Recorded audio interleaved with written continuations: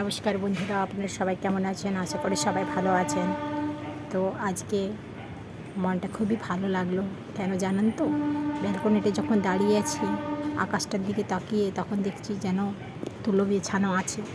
আর মনে হচ্ছে আর কিছুদিন পরেই আমাদের বাঙালিদের প্রিয় উৎসব দুর্গাপুজো। মনে খুব আনন্দ লাগছে যে আর কিছুদিন পরেই বাড়ি যাব। আমরা ছোটোর থেকেই গ্রামের পুজো দেখেই বড় হয়েছি। তো শহরের পুজোও খুব সুন্দর, কিন্তু তাহলেও গ্রামের পুজো না দেখলে আমাদের মনটা ঠিক ভালো লাগে না। ওই জন্য আমরা প্রতি বছরেই গ্রামে পুজোতেই যাই। আর কোথাও ঘুরতে যাওয়া, আমাদের বেড়াতে গেলেও আমরা কোনো দিন পুজোতে যাই না, কারণ ওই সময়টা আমরা একমাত্র গ্রামেই উপভোগ করতে চাই। কারণ ছোটো ছোটো ভাই বোনদের সাথে দেখা, তারা বাইরে থাকে, তারাও আসে পুজোর সময়ে। আর বন্ধু বান্ধবীরা সবাই বাইরে থাকে, পুজোতেই আমাদের দেখা। আমাদের মেলাতে অনেক সময় কেটে যায়। আমরা সকাল থেকে একটু একটু বাড়ি যাই, বাকি টাইমগুলো পুজোর মণ্ডপেই কাটাই। তো এই স্মৃতিগুলো সত্যি কথাই খুব সুন্দর, এগুলো বলে বোঝানো যায় না। তো এই জন্যই মনে হচ্ছে পুজো এসে গেছে, আর খুব একটা দেরি নয়, কিছুদিন পরেই বাড়ি চলে যাব। তো সকালে ব্রেকফাস্ট হয়ে গেল ম্যাগি দিয়ে। এরপর রান্নাটা শুরু করি। আজকে রান্না করব ইলিশ মাছের মাথা দিয়ে, পুঁই শাক দিয়ে একটা ঘন্ট। তো দেখুন আজকে আমি কিভাবে রান্নাটা করছি। আর তার সাথে থাকছে কাঁচা ইলিশের একটা রেসিপি। তো দেখুন আমি কিভাবে বানাচ্ছি।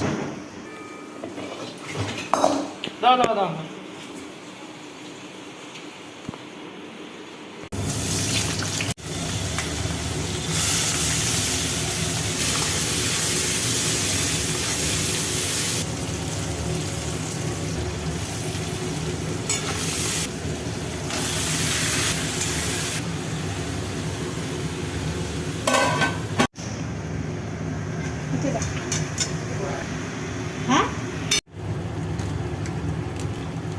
প্রথমে জিরে পাউডারটা দিলাম, দিয়ে লঙ্কার পাউডার, দিয়ে মিট মশলা, আর এটা হলো গরম মশলা।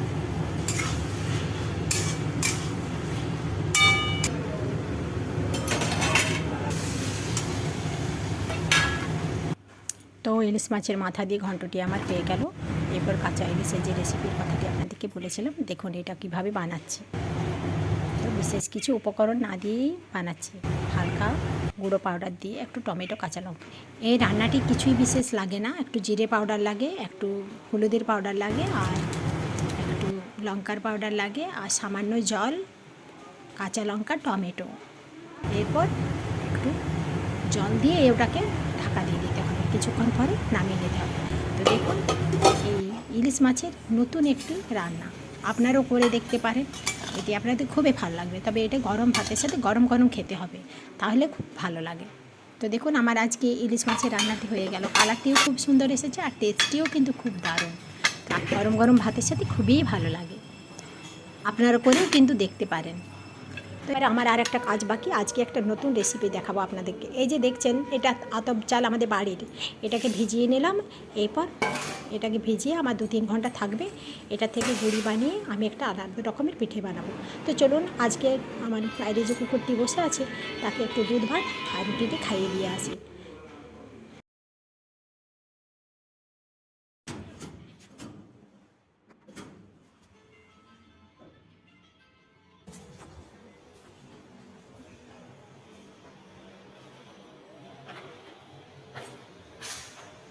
তো দূরে আছে, ওকে ডাকতে হচ্ছে, ওই দেখুন অনেকটাই দূরে আছে, একটু পরেই ও চলে আসবে খেতে।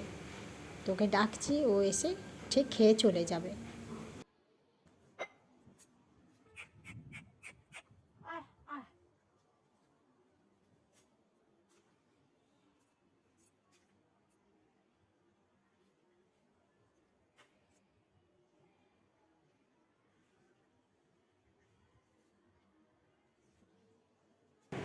চালের থেকে জলটা ঝরিয়ে নিলাম।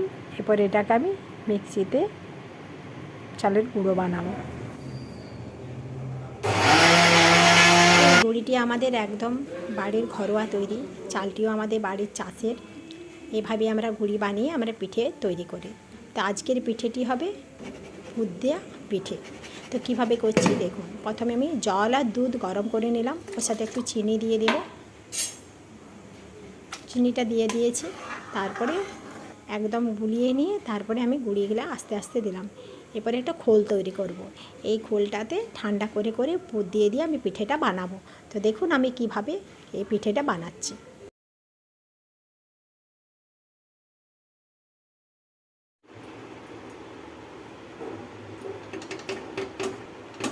যেহেতু খোল বলে এটাকে, এই খোলটা একটু গরম আছে, সেহেতু গুঁড়িটা একটু হাতে নিয়ে নিয়ে এটা লেচির মতন করে করে বেলবো।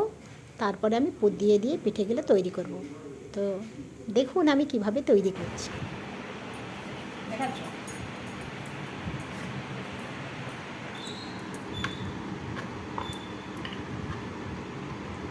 মাথাটা আছে না, একটু ঠিক করাই দাও, ভালো ছবি উঠবে ওইটি।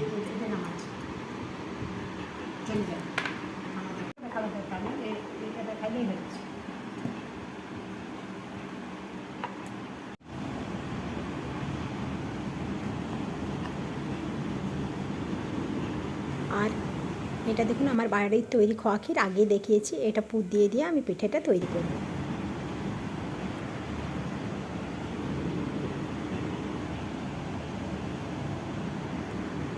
ভিডিও তুলে দেবো কি?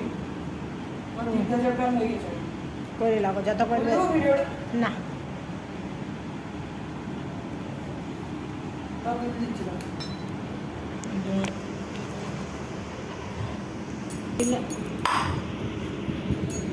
এমনি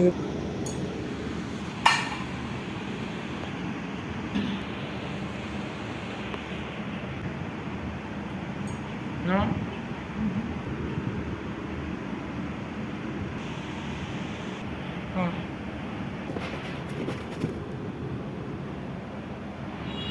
পরপর করে সব পিঠেগুলো করে নিচ্ছি, তারপরে একসাথে সব কিছু করে রেডি করে তারপরে আমি তেলে ছেঁকে নেব। তো এই পিঠেটি হয় খুব নরম আর খোয়া ক্ষীর দিয়ে খুব টেস্টি। তো আমার সব পিঠেগুলো বানানো হয়ে গেছে, এরপর একের পর একটা ছেঁকে নেব তেলে, ডুবো তেলে।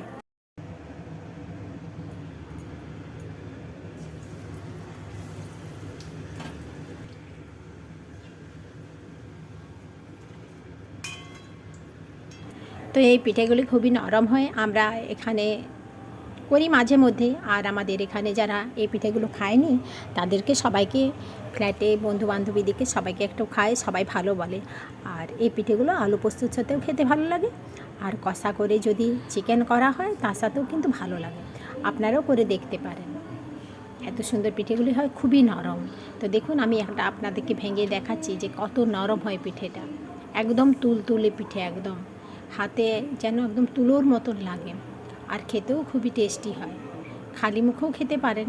একটু মিষ্টি হয়, যাদের মিষ্টি বেশি খান না তারা একটু মিষ্টি কম দিয়েও বানাতে পারেন। তো সুন্দর হয়েছে পিঠাটা, সত্যি কথাই।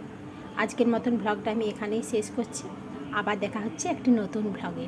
আর সবাই ভালো থাকবেন, সুস্থ থাকবেন, সাবধানে থাকবেন। শুভরাত্রি।